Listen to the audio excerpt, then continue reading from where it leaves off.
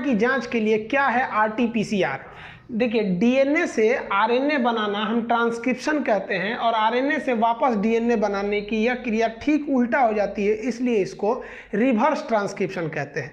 किसी भी चीज़ की एकदम सटीक पहचान उसके डीएनए से होती है। डीएनए से जो पहचान की जाती है उसे डीएनए फिंगरप्रिंटिंग कहते हैं, एकदम सटीक होती है, इसमें कोई दो राय नहीं होता है। अब जो कोविड-19 यानी कोरोना का जो वायरस है, इस ससुरा कोरोना वायरस में डीएनए होता ही नहीं है।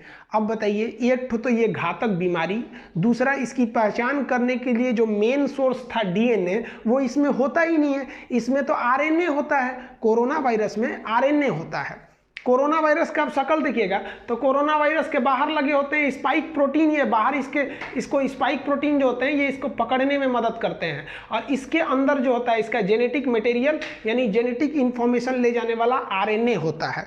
अब आप बताइए, आरएनए से तो करेक्ट जांच होती नहीं, डीएनए से जांच होती है, तो क्या करना चाहिए, इसी आरएनए को वापस बदल लेना चाहिए, किसमें, डीएनए में। तो आरएनए को वापस डीएनए बदलना क्या कहलाता है, रिवर्स ट्रांसक्रिप्शन। इसीलिए कोरोना यानी कोविड-19 की जो जांच होती है वो आरएनए वायरस होने के कारण आरटी यानी रिवर्स ट्रांसक्रिप्शन यानी कोरोना वायरस के आरएनए को डीएनए में बदला जाता है। Reverse transcription PCR, polymerase chain reaction, reverse transcription यानी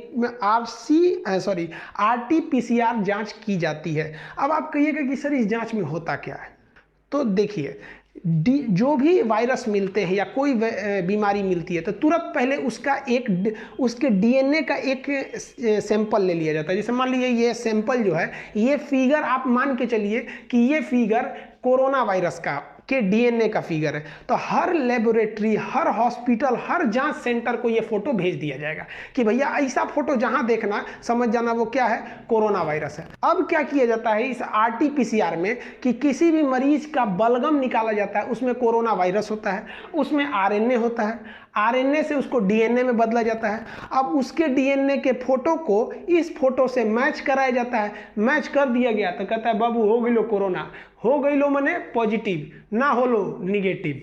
समझ में गया, तो मैच कर गया तो पॉजिटिव, नहीं मैच किया तो निगेटिव। इस ससुरा में बहुत टाइम लगता है डीएनए आरएनए मैच कराने में, इसलिए आरटीपीसीआर से जांच करने में काफ़ी दिन लग जाते हैं। इसलिए अब एक नई जांच विधि आ गई है, रैपिड एंटीबॉडी टेस्ट। अब ये क्या है समझते हैं। रैपिड एंटीबॉडी टेस्ट कुछ ही घंटों में बता देती है कि आपको कोरोना है या नहीं है। होता क्या है, जैसे हमारे शरीर में कोरोना वायरस इंटर करता है तो इंटर करने के 2 से 3 दिन के बाद हमारे शरीर में एंटीबॉडी बहुत तेजी से बनने लगते हैं। डॉक्टर आपके ब्लड की जांच लेता है। देखिए, आरटीपीसीआर में एक बलगम की जांच ली जाती थी, इसे मुंह खुलवा के अंदर से थूक निकाला जाता था, जबकि इसमें ब्लड की जांच होती है। और उस ब्लड को आप देखे होंगे, एक इस तरह के व्हाइट कलर का किट होता है, इसमें हल्का गड्ढा होता है, इसी में डाल दीजिए। अब उसमें एक केमिकल होता है, वो यह पहचान करता है कि आपके ब्लड में एंटीबॉडी बहुत तेजी से तो नहीं बन रहे हैं। अगर तेजी से बन रहे हैं इसका मतलब आपका शरीर उस कोरोना वायरस से लड़ने की कोशिश कर रहा है, यानी आप कोरोना पीड़ित हैं। अब इस फायदा तो है रैपिड एंटीबॉडी टेस्ट से, लेकिन इस रैपिड एंटीबॉडी टेस्ट से घाटा क्या है। देखिए, अगर मान के चलिए कि कोई मरीज आज ही इन्फेक्टेड हुआ है कोरोना से, तो उसके में एंटीबॉडी बनेगी 3 से 4 दिन बाद, अर्थात इन्फेक्टेड डेट से 4 दिन तक आप इस रैपिड एंटीबॉडी टेस्ट से जांच नहीं कर सकते हैं। पहला डीमेरिट। दूसरा डीमेरिट क्या है कि जब कोई मरीज कोरोना था और वह ठीक हो गया तो ठीक होने के भी 3-4 दिन बाद तक उसमें एंटीबॉडी बनते रहते हैं। यानी अगर वो ठीक भी हो गया है और ठीक होने के 2-3 दिन बाद भी अगर आप चेक करते हैं तो आप समझ जाइएगा कि भैया वो दिखा देगा कि इसको कोरोना है, इसमें एक स्पॉट बन जाती है, एक लाइनिंग बन जाती है।